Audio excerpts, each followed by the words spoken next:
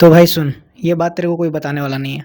तो अगर तुम सोच रहे हो फर्स्ट ईयर में हो, सेकंड ईयर में हो, थर्ड ईयर या किसी भी ईयर में बीटेक के हो और तुम सोच रहे हो या किसी भी कोर्स में हो, अगर तुम सोच रहे हो कि पेड कोर्सेज़ ले लें, तो मैं उसका क्लियर आंसर दे दूँगा तुम्हें कब लेना चाहिए और कब नहीं लेना चाहिए। तो पहली बात तो ये मैं कह देता हूँ पेड कोर्सेज़ की कोई ज़रूरत नहीं होती है।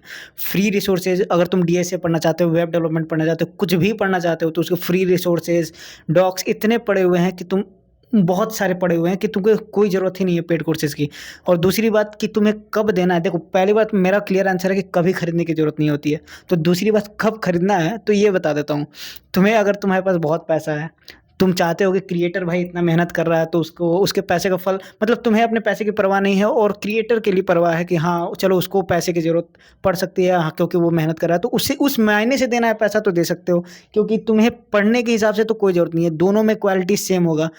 अब ए टू जेड ड्राइवर का ए टू जेड सीट कर लो, क्या तुम उससे ज़्यादा कोई कंटेंट मिलेगा क्या? क्या तुम लव बबर के पूरी सीरीज़ देख लो डीएसए के, मैंने सब देखे हैं।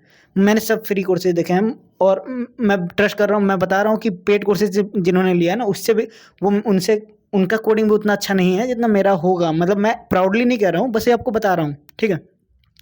पेड कोर्सेज़ सिर्फ़ उसी केस में लेना कि जब तुम क्रिएटर के मेहनत का फल देना चाहते हो, तुम्हें तुम्हें अपने पैसे की कोई परवाह नहीं है। तुम्हें 1 सेकंड भी ये बिल्कुल नहीं लगता है कि ये महँगा है। तो अगर 1 सेकंड भी ऐसा लगता है कि थोड़ा कोर्स महँगा है, तो कभी मत खरीदो, कोई ज़रूरत नहीं है। पढ़ने के लिए तो कभी ज़रूरत नहीं है इसकी, बस क्रिएटर की मेहनत के फल देने के लिए आपको काम पड़ सकता है।